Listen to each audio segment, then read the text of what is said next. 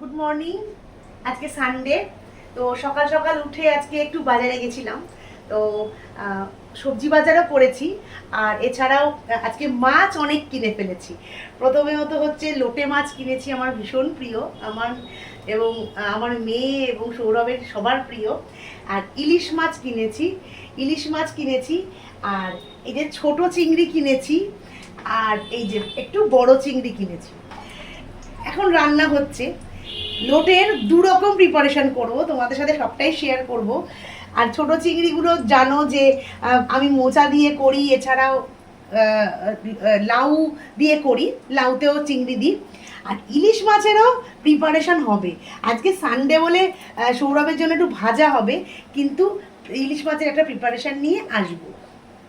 তো সবটাই তোমাদের সাথে শেয়ার করব। এটা হচ্ছে বড় চিংড়িটা, এটা হচ্ছে একটু বড় চিংড়ি, এটাও ওই চিংড়ি মাছ আর বড় চিংড়িটা আর ইলিশটা একই রকমভাবে করব। তো তোমাদের সাথে শেয়ার করব। তোমাদের মানে আর তোমরা কিভাবে চিংড়ি মাছ বা ইলিশ মাছ করো সেটা মেসেজ করো। দেখা যাক। এটা একটা ছোট ভিডিও করলাম, পরে আসছি চিংড়ি মাছ আর ইলিশ মাছের প্রিপারেশন নিয়ে।